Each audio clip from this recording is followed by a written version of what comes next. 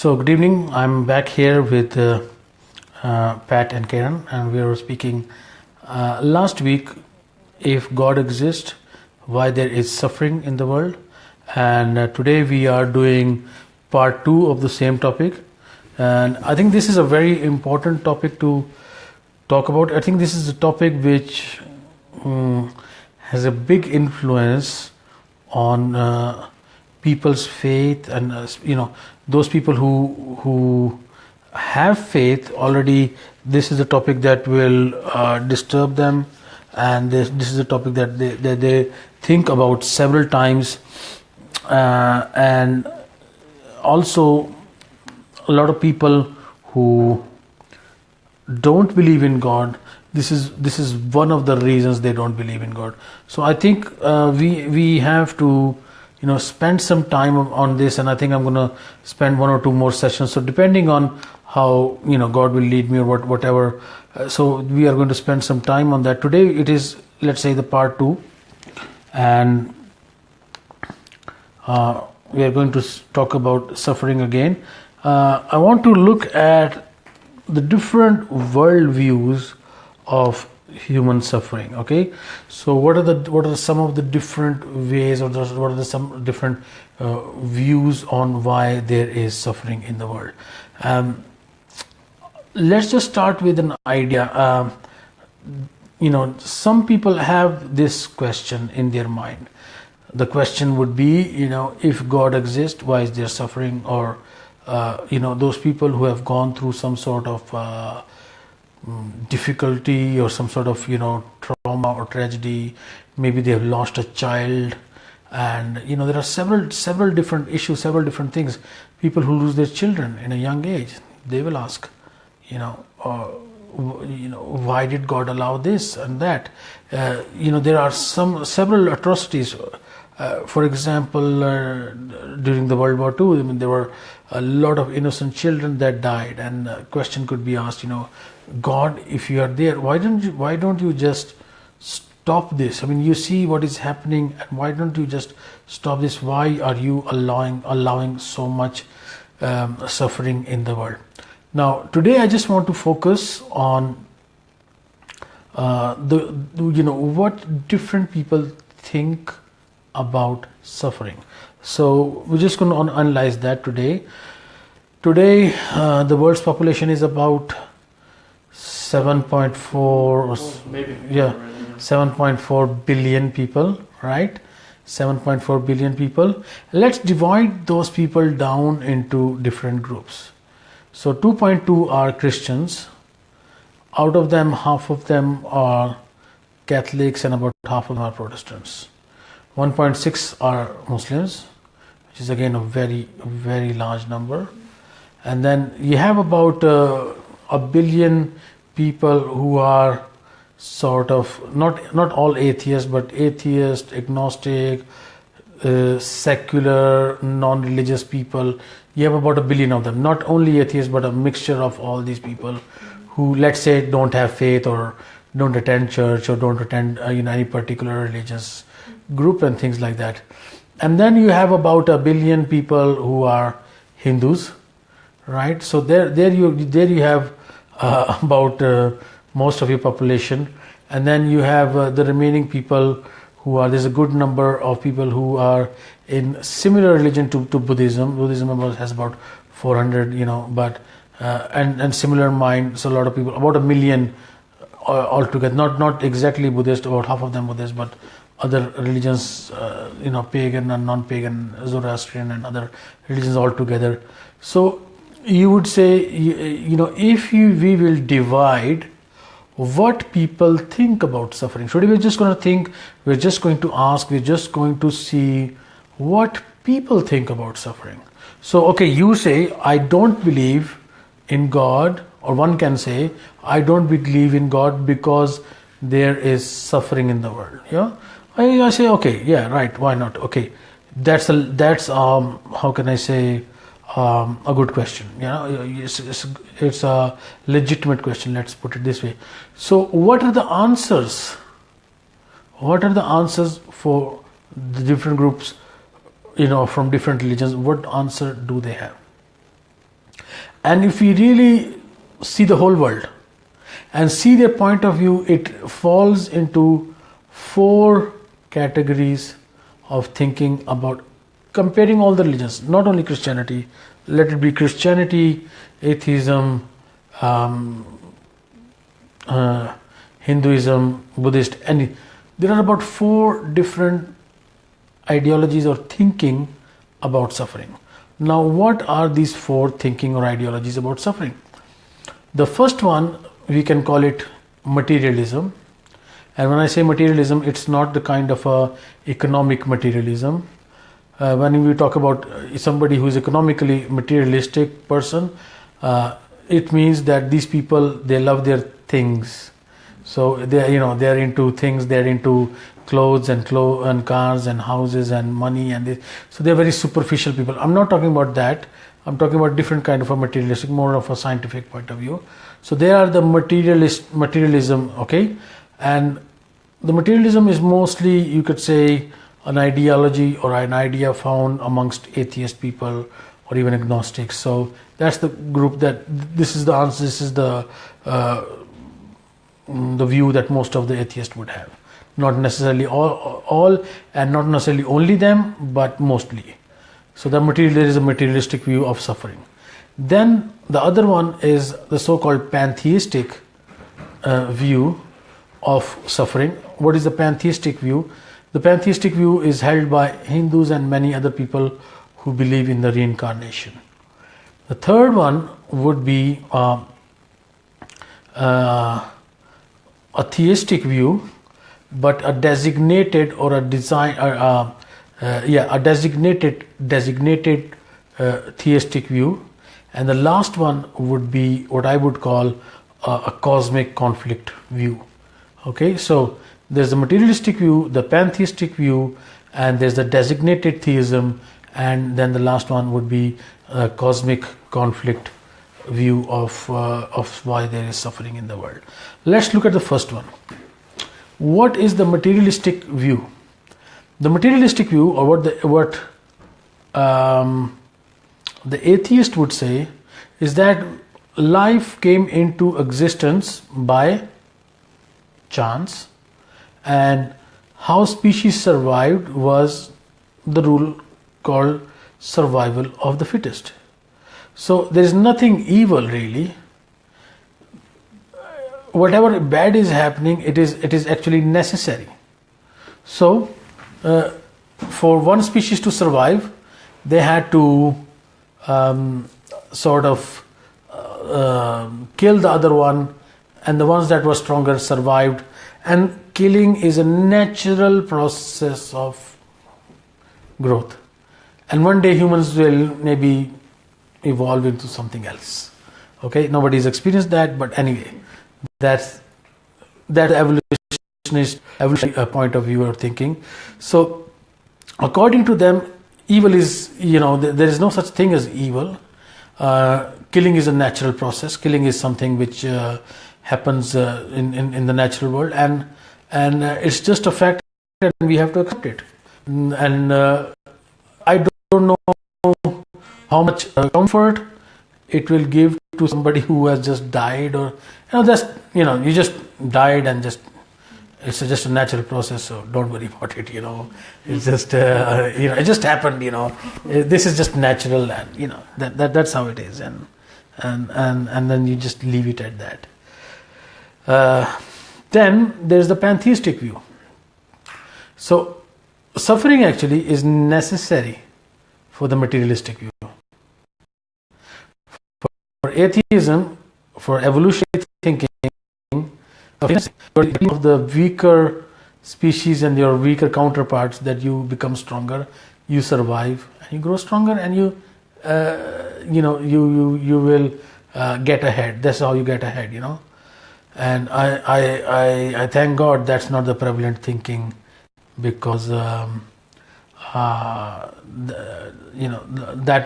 would be a disaster if everybody thought that you have to put the other person down, or you have to kill the other person for that. I think we're not live anymore, please. Yeah. So let's check. Let me just check if we are live. Yeah, okay. So I think we're live, yeah? Okay. So, yeah, let me just check. So I think we're live, yeah? Okay, sorry. Yeah, we are. Okay, my laptop was showing something else. So what is the pantheistic view of life? Pantheism, pan means, when you pan something, it's like, if I say you pan your camera that side, so you'll be, spreading it out that side. Pantheistic view is an overarching view of God, that God is in everything. Okay, so the pantheist would say that it's not a personal singular being, but pantheist would say that God is in everything. So pantheists do believe in the existence of God, but not in one God. So they would say God is in everything. They could carve an idol, and that could be a God, and an animal could be a God, or it doesn't matter, anything, any, and it's, somehow, I would say what they are believing, the reasoning behind it is, as from the Christian point of view, when God created the universe, He put a bit of Himself into everything that He created, and they can see that substance of God, and they say, oh, so God is in everything. And from that point of view, I understand what they are saying. So the pantheist says God is in everything, okay, and suffering is sort of a test. Suffering is a part of one's spiritual experience. It is not necessarily evil, but it is a kind of test, so things are getting better, and they believe in the concept of karma, which means that if you do good, good will happen to you. If you do bad, bad will happen to you. You are in this universe, and you're sort of going through tests, and they believe in the reincarnation. So if you have done something good, you will be reincarnated back as a good person, or as in a good position, and if you've done something bad, you will come back as some bad creature. So there is this cycle, and in that concept, in that ideology, what is the view on suffering? Suffering is kind of a test. It is necessary. It is kind of a test of your loyalty, of your character, and things like that. And it is a result. It is a result but it's not given by God, or it's not given by the devil. There is nothing like that. But it has to be there. It is a necessary part of life. Then there is. So this would be the Hindus and other people who believe in the reincarnation. So this could be 1/6 of the population of the world. Also, the first one, materialistic view, also is a good percentage of the population of the world. Then we come to the designated or destined theism.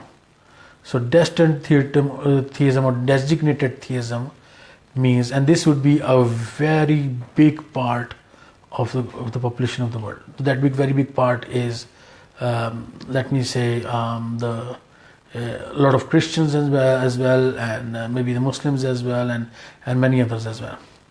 What they say is that they believe in the existence of God. They also believe in that God is personal, but they also believe that everything that is happening in the world is designed or predestined by God. So nothing is happening by choice.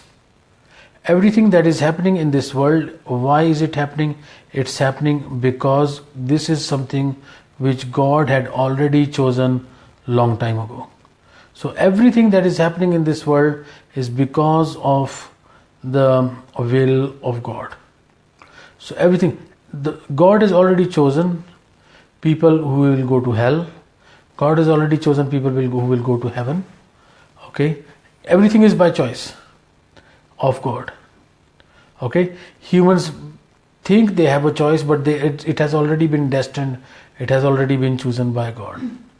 If you'd meet somebody like that, they would say, okay, I met somebody like that, and they were, just living a very unhealthy life, and eating whatever and drinking whatever and smoking, and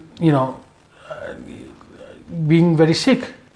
So maybe we spoke to them about maybe what about living a little bit healthier and giving up smoking, because your lungs are now, and you're coughing a lot and you're in the hospital a lot. When I have to die, I will die. Doesn't matter. There is if I give up smoking, if I don't, there is a day destined for me to die. That day I will die. Everything has already been destined. Everything has already been designed. Everything has already been decided. It doesn't make a difference. So that's the kind of a mentality these people start to have. What is the kind of mentality? That everything is already destined, everything has already been decided, and I don't really have much say. This is the thinking. This is the theology. This is it is a theology, and the theology is that everything has already been decided, and there's no real, it's not my choice to, and thus these people are saying all the suffering that's happening in the world was suffering that God has destined. When you ask them, God has a purpose in this suffering. Maybe somebody needs to be saved, that's why you got cancer. Or that's why you're this, that person died, or it's all in God's plan, It's all God wanted, God had already. So the suffering in that thinking is coming from God. Okay? And so this is the worldview that they have. And the fourth one is I would call it a cosmic conflict worldview. It is a worldview where we see that the world is at war. So who is the war in between? The war is between God and Satan. Okay. And it is the consequence of this cosmic conflict that suffering has come into the world. Okay, so what is the cause? It is God, Allah. So I would say this is the group I belong to, believing in the cosmic conflict, and what I say is that God did not cause suffering. God allowed it. There is a very big difference, because the first group, they say, okay, everything that is happening in the world, God is, God has caused it. What I say is, no, God did not cause it. God allowed it, and then they will quote you scriptures like everything that's happens in the world, for the children of God, it happens for the good. Okay, so God will make good out of everything that bad happens.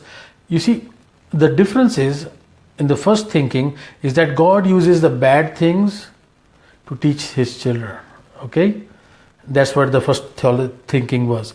Anything bad happened, that person got sick, is because God had to teach somebody else.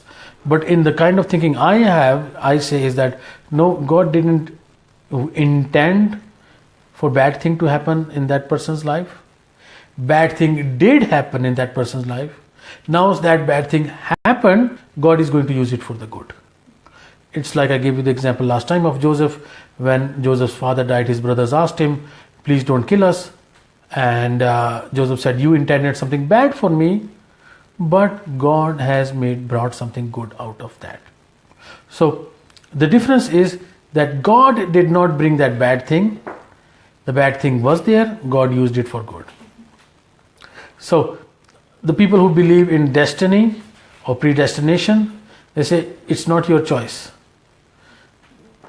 You live your life, and in the end you're going to go where God always wanted you to go, to heaven or to hell. In the last one, cosmic conflict, God wants His creatures to love Him and to be in a relationship, to be in a state or in a relationship of love. Now you know very well, when you love someone, it is always a risk. What is the risk involved in loving someone? That they don't want you back. Exactly. If you really want true love to exist, you have to give them the right or the opportunity not to love you, to choose against you. And this is the concept I believe. This is what I believe the origin of evil is. God did not want evil to exist in the world. The people ask, well, if God is love, why is there evil in the world? And I know this is a very strange answer, but I say, well, God is love, that is why there is evil in the world. Well, then you can ask, well, if He's an all-powerful God, wouldn't He be able to create a world in which there is no evil? Well, if you think of that, then yes, if God can create a world where no love exists, then yes, it is possible. If God wants robots, yes, it is possible. But if you want a free being, a free spirit, a free creature to love you back, you have to give them the opportunity to go against you. God did not want to create robots. He wanted to create a world where they will love Him and He will love them. But what happened? He had to give them opportunity to go against them. To go against Him. That's why He put the tree there. So that they can have the opportunity if they wanted to. Now, they have the opportunity, they went against God. When you go against God, it necessarily brings evil. So you will say that this God is a kind of a dictator God, some people can say, because He says, if you go against me, I kill you. And it can seem like that from a distance. But if the thing is that this God, whatever He says don't do, it is not for His.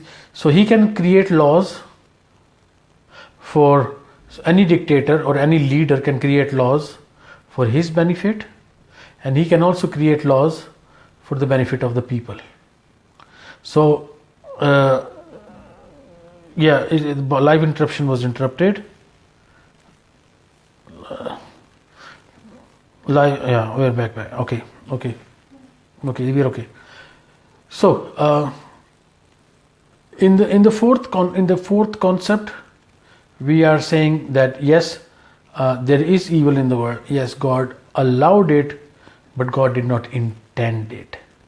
Well, if He didn't intend it, couldn't He have stopped it? Not if He wanted to create a free world. To be able to create a free world, truly free. In a truly free world, you have to have the right to think as you want, to say what you want, and to act as you want. In a dictator's world, you act as the dictator wants, you think as the dictator wants, you behave as the dictator wants. He wanted to truly create you free. What would be, again, we talked about it the last time, what would be the really free world? Where you could be truly free and you would make good choices. Now those laws that God made, if they were for His selfish ambition, or because of His proudness, or because of His own reasons, then yes, those are bad laws. But if they are for our own safety, if they are for our good, then they are for, so if God says don't commit adultery or don't kill, they are not for, they are for our own benefit. Even the law that says do not worship any other God, it is for our own benefit.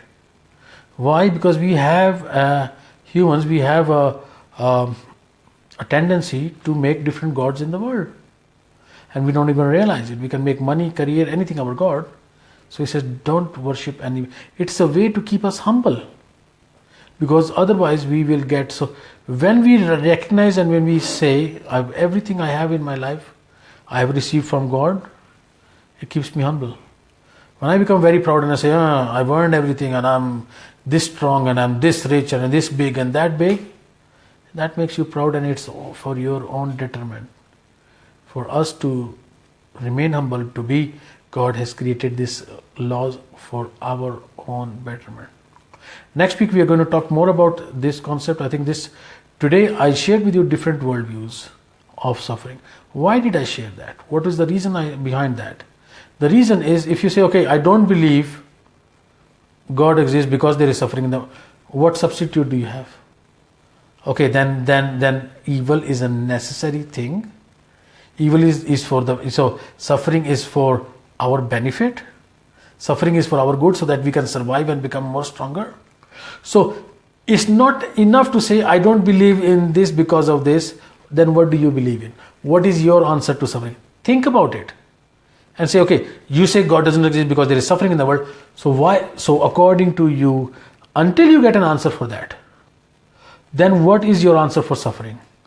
Unless and until we have a clear and a good answer of why there is a suffering in the world, I think it's better to say, or to be, not to say, but it's better to believe and to know that God, that suffering, it does not mean that if there is suffering in the world, God cannot exist, and it's not a personal God, and it's not a God that loves us.